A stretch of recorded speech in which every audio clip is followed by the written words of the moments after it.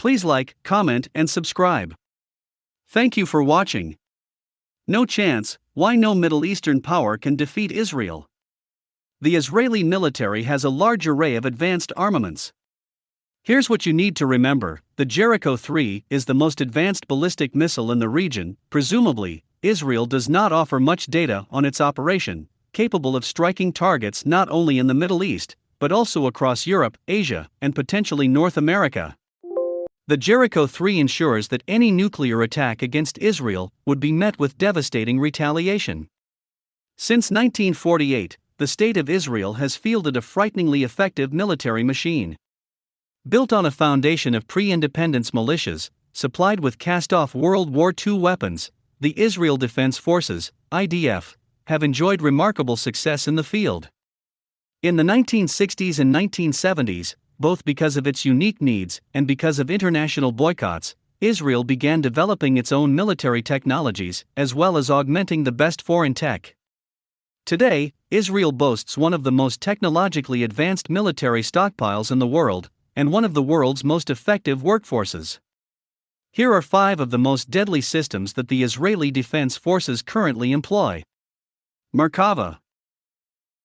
The Merkava tank joined the IDF in 1979, replacing the modified foreign tanks, most recently of British and American vintage, that the Israelis had used since 1948. Domestic design and construction avoided problems of unsteady foreign supply, while also allowing the Israelis to focus on designs optimized for their environment, rather than for Central Europe. Around 1,600 Merkavas of various types have entered service, with several hundred more still on the way. F-15I Thunder. The Israeli Air Force has flown variants of the F-15 since the 1970s, and has become the world's most versatile and effective user of the Eagle. As Tyler Rogaway's recent story on the IAF fleet makes clear, the Israelis have perfected the F-15 both for air supremacy and for strike purposes. Flown by elite pilots, the F-15 is, nicknamed Thunder, of the IAF remained the most lethal squadron of aircraft in the Middle East. Jericho III. The earliest Israeli nuclear deterrent came in the form of the F-4 Phantom fighter bombers that the IAF used to such great effect in conventional missions in the War of Attrition and the Yom Kippur War. Soon, however, Israel determined that it required a more effective and secure deterrent and began to invest heavily in ballistic missiles. The Jericho I ballistic missile entered service in the early 1970s, to eventually be replaced by the Jericho II and Jericho III. Dolphin. Israel acquired its first submarine, a former British S-class, in 1958. That submarine and others acquired in the 1960s played several important military roles, including defense of the Israeli coastline, offensive operations against Egyptian and Syrian shipping, and the delivery of commando teams in war and peace. These early boats were superseded by the Gal class, and finally by the German Dolphin class, really 2 separate classes related to the Type 212 boats, which are state-of-the-art diesel-electric subs. The Israeli Soldier. The technology that binds all of these other systems together is the Israeli Soldier.